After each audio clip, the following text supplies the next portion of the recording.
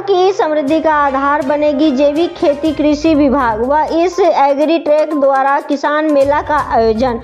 कृषि विशेषज्ञों ने किसानों को दिए जैविक खेती के टिप्स। आपको बता दें, दानगंज खेतों में अंधाधुंध व संतुलित रसायनों का प्रयोग अब खतरनाक मोड़ पे है।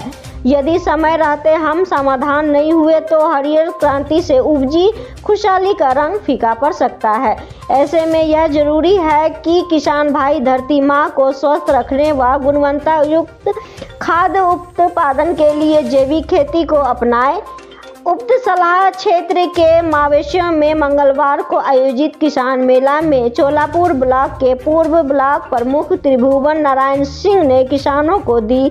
बतौर मुख्य अतिथि किसानों को संबोधित करते हुए उन्होंने कहा कि भूमंडलीकरण के दौरान में जैविक खेती ही किसानों की समृद्धि का आधार बन सकती है। वाराणसी से विकास श्रीवास्तव की खास रिपोर्ट।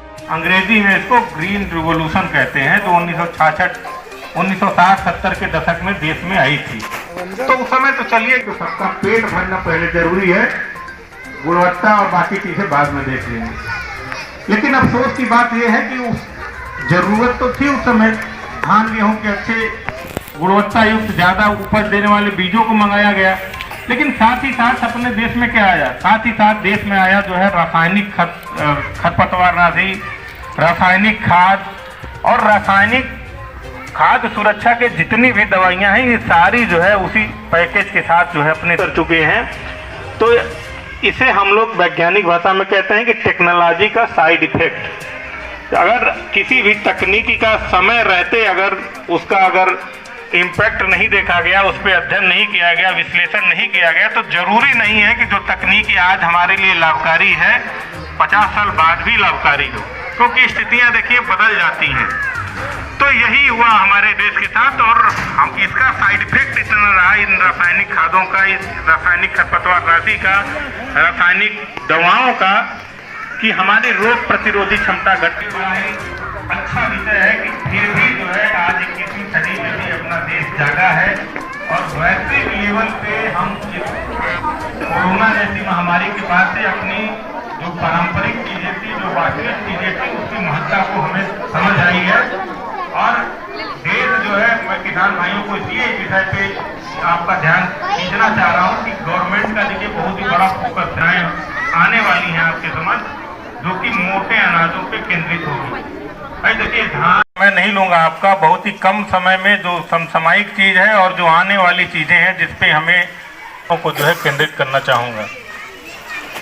सबसे पहले चाहे वो सब्जी की खेती करते हो, चाहे वो सीरियल्स में गेहूं की खेती कर रहे हो, सरसों की खेती कर रहे हो या फिर आलू की खेती कर रहे हो, तो इसमें कुछ जो है सावधानियां आपको बरतने की जरूरत है।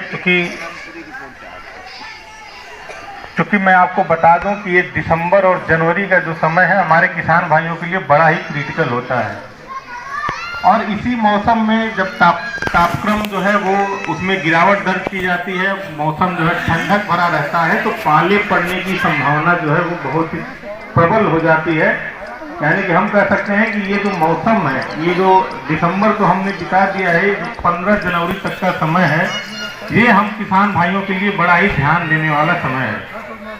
और इसमें मैं आपको बता देता हूँ, जब जो है आसमान थोड़ा सा साफ हो, खुला हो, दिन में ठंडक ज्यादा हो और रात में जो है मौसम खुला हो, यानी कि थोड़ा पड़ने की संभावना बढ़ती है। तो देखिए पाले में होता क्या है, पाले में जैसे हमारे जो पौधे होते हैं, चाहे आप आलू को ले लीजिए, आलू में बहुत ज्यादा इसका प्रभाव देखने को मिलता है।